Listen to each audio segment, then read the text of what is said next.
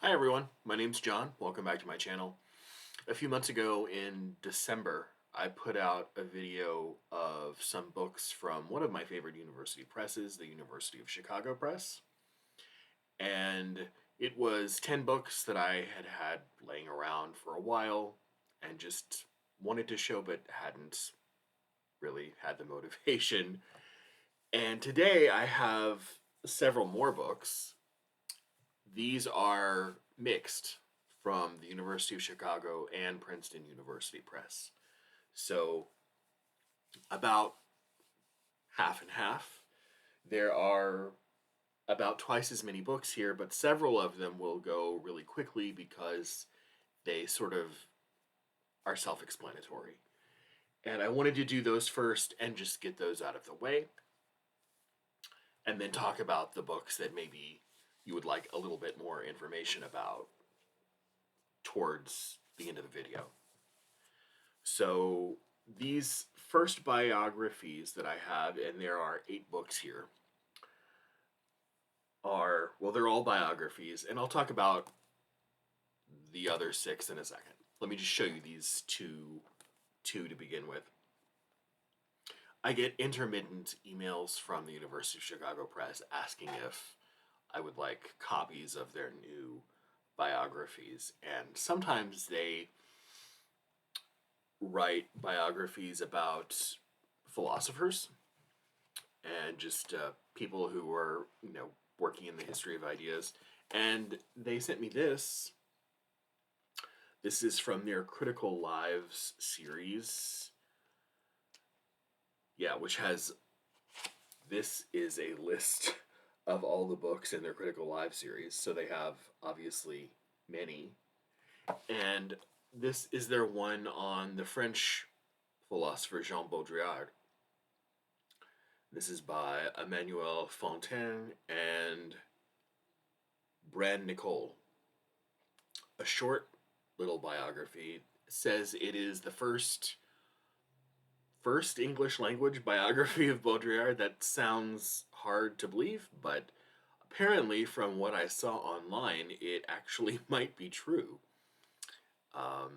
Baudrillard, most known for the concept of simulacra, which he sort of expounded back in the 60s and 70s mostly. But if you're interested in French philosophy of the latter part of the 20th century, he is a name that looms very large. So, Jean Baudrillard. And then another philosopher from another century in another country. And again, not going to go into too much detail because I fear I would bore anyone by talking about details. But this is their new biography of Arthur Schopenhauer, The Life and Thought of Philosophy's Greatest Pessimist by David Bather Woods. Schopenhauer is interesting because he comes right before two groups of people that in German thought that get more attention, the Romantics. So he comes after the Romantics, and he comes before Nietzsche. And of course, Schopenhauer is not exactly a rare name, but he doesn't exactly get the attention that the Romantics and Nietzsche get. And this looked like a nice, short little intellectual biography that talks about not only his life, but also his ideas. So I got this too. And then the next 6 books are all of a piece, sort of. The University of Chicago Press puts out several series of books. Like I showed you with the Baudrillard biography, they have a Critical Lives series, which has probably 100 or more little biographies of people. They also do, let me make sure I get the name of the series right. This is, I want to say it's Ancient Lives. Great Lives of the Ancient World. And so far, according to this, they have Alexander the Great, Archimedes, Plato, and this. Maybe they just have 4 so far. But this is their entry on Marcus Aurelius, Philosopher King, by William O. Stevens. Not a lot you can say about it. Roman emperor, who was also a philosopher, Stoic. Stoicism, as we know, has been appropriated and misappropriated hundreds of times in popular culture, but this is their biography of Marcus Aurelius. So not only do they do a series on ancient lives, they also do these, and I want to get the name right here as well. This is their medieval lives series. And this is the list of, I don't know if you can see that. It won't autofocus, but this is the list of books that they have in that series so far. And I saw this. This is their entry on Gutenberg, a biography in books by Eric Marshall White. And these books are wonderful. I don't know if they come out in paperback. They may not, but they are hardcover books. And one of the wonderful things about these is not only are they short and accessible, so you can read them in a sitting or two, but they spare no expense when it comes to the artwork. The artwork is just full color, beautiful.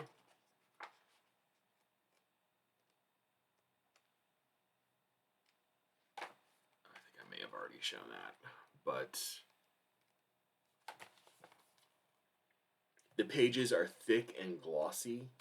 They're just, I'm usually not someone who fanboys over the production value of a book, but these are really well made, beautifully put together books. Short biographies, just a little foot in the door about people who lived in a medieval world. And I have 2 other from the Medieval Lives series. I have Thomas Becket and His World. Let me see if I can show you some more of the art here. This is Becket meeting Alexander III, Pope Alexander III.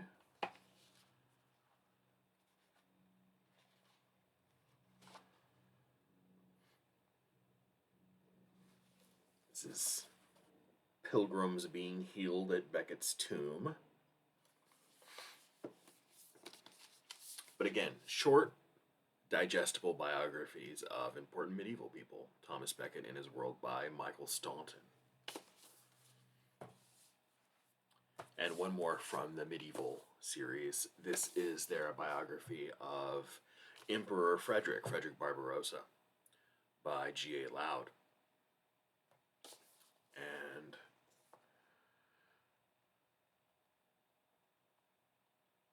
I love the fact that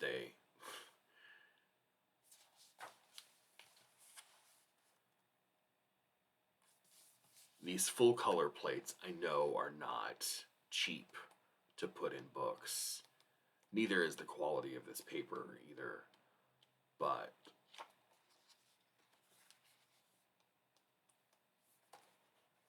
there's one other one, and I will stop there.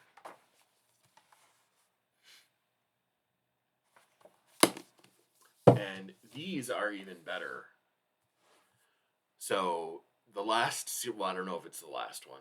They might do another Modern Life series, but the other one that really caught my eye was their series on, let me make sure I get you the right title again, Renaissance Lives series. And again, a few dozen entries so far. And as you can tell by the title page there, this is their biography of the French king, Francis I. The Night King by Glenn Richardson. So, there he is in all of his glory. And from what I've seen, their biographies, and it probably should be the case, their biographies of artists, medieval and Renaissance artists, are especially well represented when it comes to plates. There are extra plates in each one, and this has always been one of my favorite Renaissance artists. It is Domenico Ghirlandaio, and this is An Elite Artisan and His World by Jean K. Cadigan. Again, hardback, well made. I'll just show you a few pictures.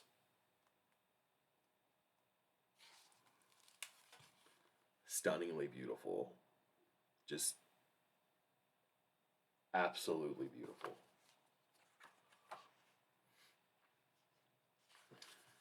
Here's the Turnaboni Chapel. The blues. The blues are just so incredible. And here is Ghirlandaio's Last Supper. I will just whet your appetite with a few, but these are all available on the University of Chicago website. I'll try to leave a link below, and I will tag them so maybe they see this. But along with those biographies, they sent me some other books that maybe need a little bit more explanation, something like that. So I will do that too. We have a few of those, say 10 or 12 or something. And the first one is an author that I've talked about before. I've reviewed a book of his on my channel and on my Goodreads account. And it is this, The World as We Know It, From Natural Philosophy to Modern Science by Peter Deer. And Peter Deer is an historian of science. And the book I've talked about is called Revolutionizing the Sciences, European Knowledge in Transition from 1500 to 1700, if that sounds interesting to you. And who wouldn't be interested in a title like that, right? The interesting thing about Deer is that he's not just a historian of science. He looks at the religious and cultural and institutional forces that shape science and how scientific practice occurs. So he's more of a sociologist of science than a historian of one. So he takes a different approach to things, and it's really fascinating. So it's not just a straight history of scientific ideas. It's much more of a sort of how the sociology and the academies and the ideas that were going on that allowed science to be practiced in certain ways. Just a different approach that you don't see get a lot of popular attention. Not that this is a terribly popular book, it's still from a university press, but The World as We Know It, this came out last year, I think. Most of these did, by the way.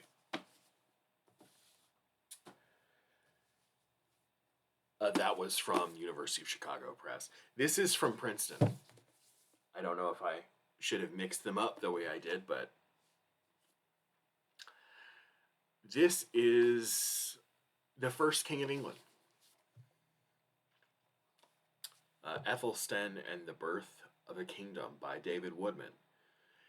And this argues that Ethelstan is, I mean, it's not terribly controversial a thesis, that Ethelstan was the first English king. He conquered the last Viking holdout of York, the Kingdom of York, in 927, And then he united all of those Viking holdings and Anglo-Saxon holdings under a single united kingdom of England. And he was King of England from 927 to 939. So, Princeton University Press's biography of Athelstan. Perfect for Historathon, Q2, by the way, if you're looking for something to read.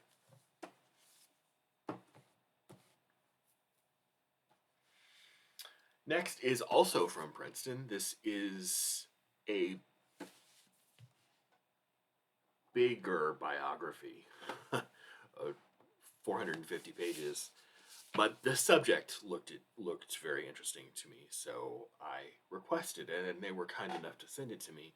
This is a book by Jonathan Sheehan. It's called On the Altar, A History of Sacrifice from the Sacred to the Secular. And this looks at the long history of sacrifice in the history of Christianity and how it shaped not only religious but also secular thought throughout Western history. And I think what it says, I did a little bit of digging on each book, and what it says is that Jesus and Christianity is supposed to be the last, ultimate, final sacrifice, ending the need for any further ritual sacrifice, but Christian belief and practice continued to revolve around sacrificial ideas through ritual and martyrdom and theology. And I've read a few chapters of this. It is not terribly approachable for the for someone who is just looking for an easy, beachy kind of, not that you'd necessarily be reading this at the beach anyway, but it's pretty dense and scholarly. So, but the topic is interesting, and dense and scholarly has never put me off. You see the kinds of things I read here. I'm looking to put everyone to sleep, not just you. You and all your friends need to go to sleep with these book reviews. On the Altar, A History of Sacrifice from the Sacred to the Secular by Jonathan Sheehan. And I have talked about once or twice on this channel a reading project that revolves around the history of Islam and that 14th century old religion. This would sort of be on the peripheries of a project like that, mostly because it doesn't deal directly with Islam, but it is about the geopolitics of the Middle East. And this is a war that made the Middle East, World War I and the end of the Ottoman Empire by Mustafa Aksakal, or Aksakal. I think most people would probably say that World War II played a definitive role in weakening and eventually destroying the Ottoman Empire, but Aksakal apparently argues that up until 1914, that empire was a functioning, flourishing, multi-ethnic state, not really on the verge of destruction, and that its destruction came largely from the pressures exerted on it by World War I and, of course, European colonial ambitions as well. But an area of the world I think most Americans could probably afford to learn more about, especially now.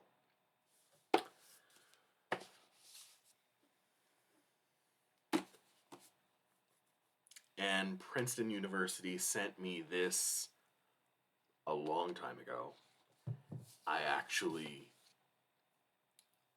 made a video that included it, and then I saw the quality of the video, because video quality on this channel is paramount, as you can tell. And I saw it, and it looked like someone had rubbed Vaseline all over my webcam, so I just decided to not post it. But I'll show it again, because I think it's a fascinating idea for a book. This is Europe Without Borders A History by Isaac Stanley Becker. And this looks at how modern the modern European system of open international borders and how it was created through the Schengen Agreement, how it reshaped politics and migration and citizenship across Europe. And it talks about the idea of a borderless Europe. I don't know how many countries are in the Schengen region. I want to say it's 27 or something like that.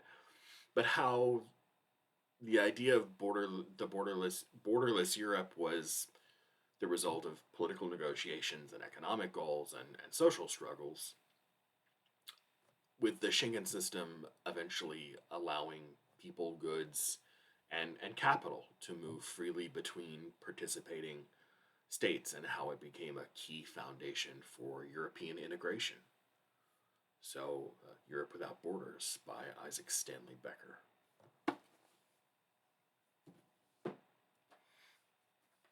If you are a quick reader and you're still looking for something for Q1 in Historathon,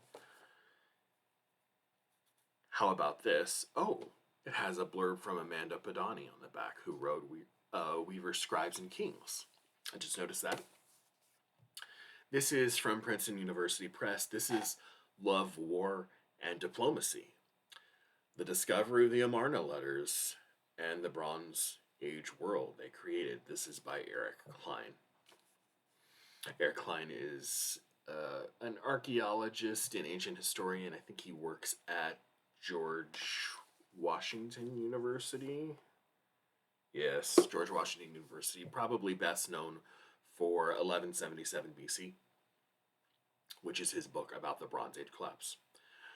But this takes place, or the Amarna Letters were written, in the 14th century BC, so a couple of centuries before the late Bronze Age collapse.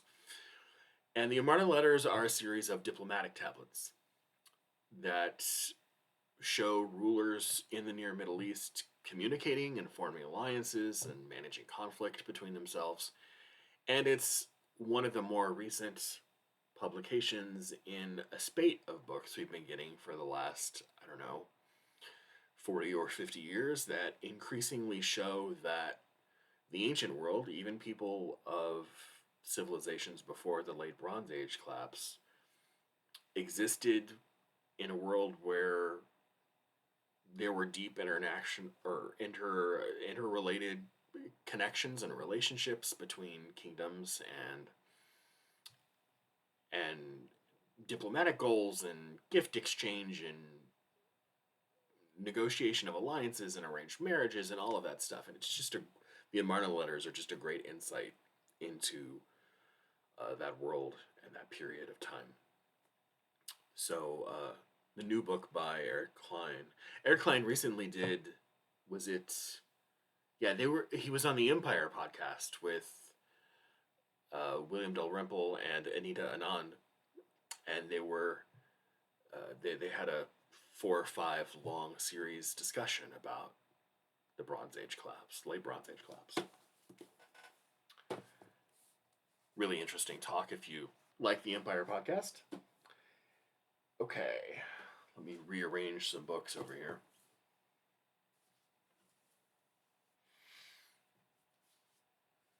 Okay, I requested this, and in their catalog, it always tells you how long the books are if you manage to look. I was thinking this would probably be another small biography like I showed you at the beginning of the video. I wasn't expecting a 930 page long book to show up at my front door on someone like this, but that's what I got, and I'm kind of looking forward to it. This is the University of Chicago Press's new biography of Jean-Paul Marat, Prophet of Terror, by Keith Michael Baker. And it is a project. This is the new biography of Marat. If you're not familiar with Marat, you probably recognize, just on seeing it, the Jacques-Louis David painting of the aftermath of his murder by the famous Charlotte Corday, his assassin. Marat was a Jacobin during the French Revolution. Charlotte Corday was a member of the more moderate Girondist faction, and she murdered him in his bathtub while he was writing a letter. He had a medical condition of some kind where he needed to take medicinal baths, and she broke into his bathroom and killed him. But this looks at how his ideas and journalism and political activism helped shape and radicalize the French Revolution. And the subtitle here is sort of a nod to the fact that he was obviously a powerful revolutionary voice who portrayed himself as a prophet, defending himself against people that he thought were enemies of the revolution.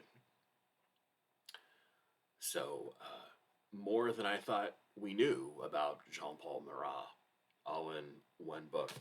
Keith Michael Baker is the J.E. Wallace Sterling Professor of Humanities and professor by courtesy of French and Italian at Stanford. So, really, really interested in what that has to say. Another short biography. I don't know why I didn't put it at the beginning of the video. I probably should have. This is University of Chicago Press's new biography of another one of my favorite sort of French eccentric philosopher thinkers. He's harder to peg down than someone like Baudrillard is. But this is their new biography of Gaston Bachelard, an intellectual biography by Stephen Connor. Bachelard wrote a relatively well-known book back in the 60s, I think, called The Poetics of Space, which kind of merges philosophy and architecture, if that sounds appealing to you. And this just looks at his work and his life and how he sort of rode the line between scientific thinking and poetic reflection. That's kind of his thing. Bachelard's philosophy is a sort of dual focus between the rational development of modern science, but also he equally emphasized the imaginative power of poetry and images and space, architecture, the importance of architecture. He believed that both scientific reasoning and the creative imagination were important when it came to revealing truths about how human beings understood the world. And in a world where philosophy is often thought of as just a strictly abstract exercise, I think that's a pretty interesting take on the practice of it.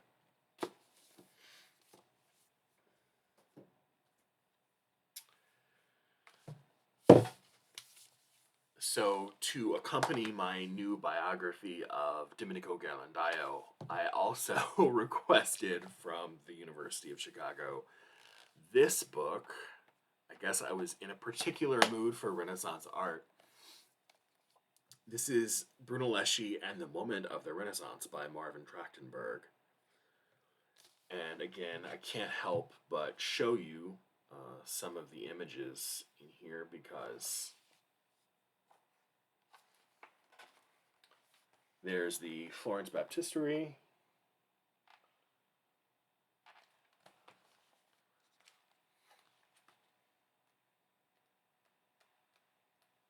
Let's see what else we can find.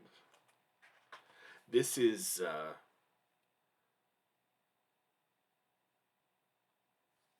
so a loggia in Florence. This also seems to not just be sort of an artistic concept, but there are also some drawings of his that they did in here. Let's see. Well, I can't find them now. But it looks to be, you know, kind of like a biography, but mostly an emphasis on his influence of on Renaissance art. You can see the most popular thing he's probably known for right there, Brunelleschi's dome on the cover. Next is, I think I may have also mentioned a Machiavelli kind of reading project. In fact, when it comes to Q3, I might make a standalone video about it. But I think Machiavelli has been done ill justice by a lot of people who haven't bothered to read him or read about him. And the adjective Machiavellian doesn't really help. But it has this reputation of being a sort of cynical, conniving advisor to tyrants. And this book, I think, goes a way towards dispelling that idea. This is The People's Princes, Machiavelli Leadership and Liberty by John P. McCormick. And this argues that Machiavelli basically creates, when you sort of excavate all the major ideas from his major works, like Il Principe and the Discourses on Livy and the Florentine Histories, that he argues for, taken together, a normative theory of ethics that combines popular leadership and liberty. And that he basically kind of built a theory of republicanism from it. So kind of offers an example in which leaders can promote conditions for citizens to rule themselves and guard against oligarchs, some of whom he served. But I think, you know, a fair reading of what he wrote shows him as more than just what he's often boiled down to be.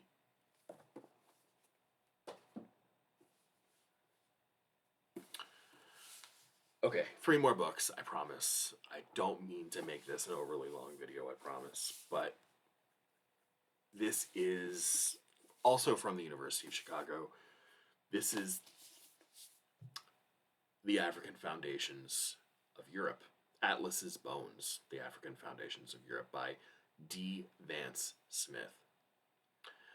And this looks at European intellectual history by showing how African civilizations and ideas deeply shaped what's often seen as classical European culture, and how later colonialism rewrote that history to obscure Africa's role.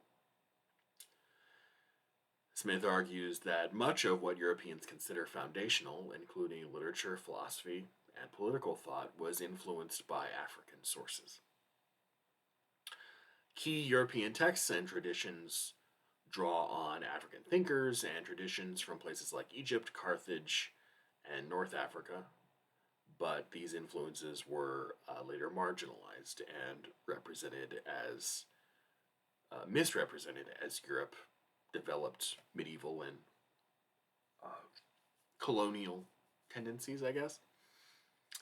There was another famous classicist / archaeologist named Martin Bernal, who has since passed away, but I think he worked at Columbia University. He wrote a really famous 2-volume work called Black Athena, which kind of argues the same thing. And it is now not terribly well regarded among scholars, as far as I can understand. Hopefully it's not another rehashing of Black Athena. I should have looked up Bernal's name in the index, but I'll read this, and if I do, I will report back, like I always do with every book I ever read. This is another book in the history of science, which I'm really interested in. This is a little biography of, which I guess again could have gone at the beginning of the video, a biography of Anton von Leeuwenhoek, the famous 17th century microscopist, biologist, scientist, man about town. The World of Antony von Leeuwenhoek. Sort of a biographical, intellectual picture of the guy, the Dutch pioneer of microscopy, pretty much single-handedly responsible for finding microscopic life forms in things like drops of water and and blood. You're not supposed to have living animals in your blood, but if you have viremia or septicemia, you might. And this is another little short biography. It's not a one of the entries in their series. It's standalone, but it's still kind of the same size. It's smaller than other hardbacks, a little bit, not much. But he called those little,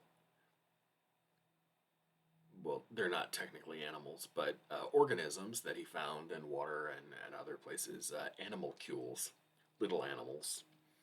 And it really revolutionized the way we think about science and biology in early modern Europe.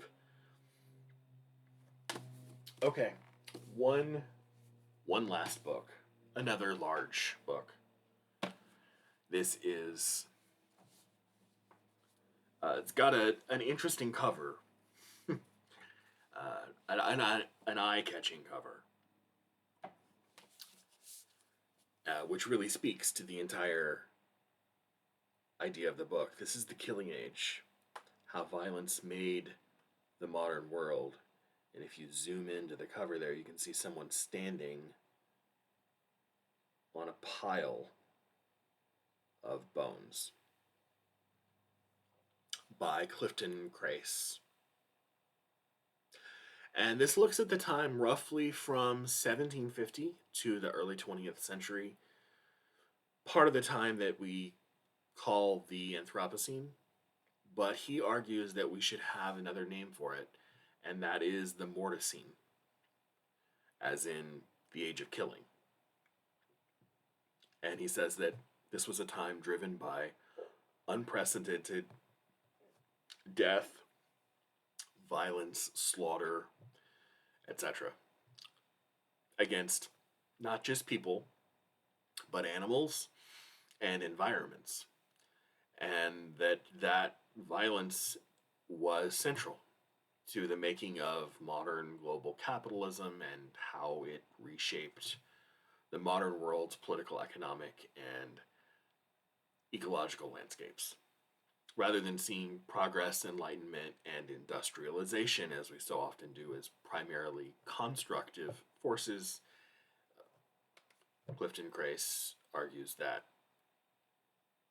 mass slaughter, genocide, slavery, imperial conquest, commodification were integral to those things that we often see as so positive, that being the Enlightenment and industrialization and stuff. So, again, another relatively large book. It seems like a hard case to maybe make. It's kind of a sweeping case, but if I read it, I'll let you know all about it. The Killing Age, How Violence Made the Modern World by Clifton Crace from University of Chicago Press. And that is the end of the book haul. Princeton University Press, University of Chicago Press. Thank you for these books. I will try to read several of them in this year and next year's Historathon. Lots of great stuff here for Historathon if you're interested in participating. Go check out some of the videos that I made in December and January if you're interested in learning more about it. But that's all for now, and I will see you soon with another video. Bye.